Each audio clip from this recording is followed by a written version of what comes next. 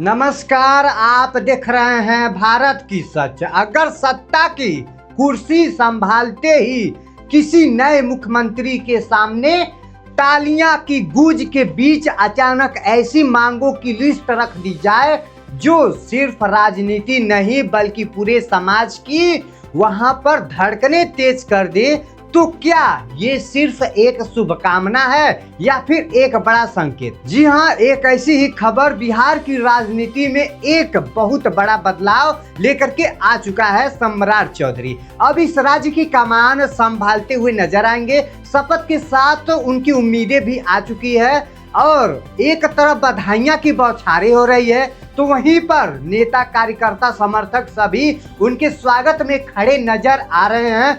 लेकिन इसी भीड़ में एक आवाज ऐसी भी उठती है जो सिर्फ बधाइयां नहीं देती बल्कि सवाल भी खड़ी करती है।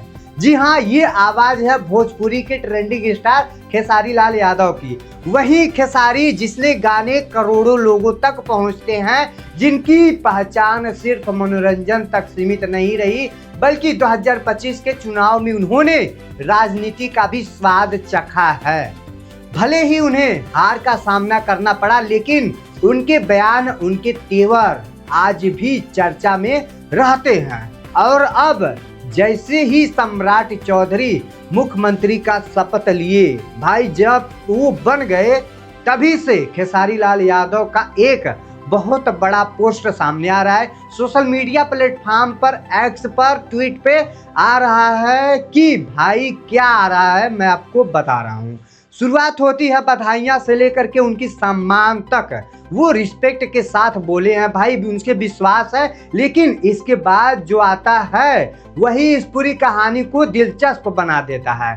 एक के बाद एक 7 बड़ी मांगे खेसारी लाल यादव ने मांगी है। पहली मांगे बिहार में फैल रहे सूखा नशा पर लगाम लगाने की कोशिश की जाए। खेसारी लाल यादव ये कहते हैं ये एक वायरस का तरह फैल रहा है, अगर अभी नहीं रोका गया तो आने वाली पीढ़ी खतरे में पड़ सकती है। उनकी दूसरी मांग ये है कि परीक्षाओं में नकल रोकने के लिए सख्त कानून, क्योंकि अगर शिक्षा ही कमजोर हो गई तो भविष्य कैसे मजबूत होगा। ये खेसारी लाल यादव का दूसरा ट्वीट। तीसरा मांग उनकी कोचिंग संस्थाओं पर निगरानी, एक ऐसी सीमित जो ये तय करे कि छात्र के साथ धोखा न हो पाए। चौथी मांग खेसारी लाल यादव की यहाँ पर पलायन की समस्या का स्थायी समाधान, क्योंकि जब युवा अपने ही राज्यों में अवसर नहीं पाते तो भाई वो मजबूरन में घर छोड़ देते हैं, वो कहीं अन्य स्टेट में, दिल्ली, मुंबई, पंजाब रहते हैं। पांचवी मांग स्वास्थ्य व्यवस्था में सुधार, निजी अस्पतालों की मनमानी पर रोक और हर गरीब तक इलाज की सुविधा। छठी मांग उनका यह है कि पर्यटन को बढ़ावा, सिर्फ घूमने के लिए नहीं बल्कि रोजगार के लिए रास्ते खोलने के लिए। और फिर आती है 7वीं सबसे भावनात्मक मांग, जो कि भोजपुरी भाषा को संवैधानिक दर्जा, एक ऐसी मांग जो सिर्फ भाषा की नहीं बल्कि पहचान की भी है, सम्मान की भी है। अब सवाल यही है, क्या ये मांगे सिर्फ एक कलाकार की राय है या फिर ये उन लाखों लोगों की आवाज है जो अपनी समस्याओं का हल चाहते हैं और कोई इसमें बोलना नहीं चाहता है, बस क्योंकि खेसारी लाल यादव सिर्फ एक नाम नहीं है, एक प्रभाव है, एक भीड़ को दिशा देने की ताकत करते हैं। और जब वही व्यक्ति सत्ता के नए चेहरे के सामने इतनी साफ और सीधी मांगे रखता है तो ये मामला सिर्फ सोशल मीडिया पोस्ट नहीं रह जाता, ये बन जाता है एक चुनौती, जैसे कि सम्राट चौधरी के लिए है, उनकी नई सरकार के लिए है। क्या वो इन मांगों पर ध्यान देंगे?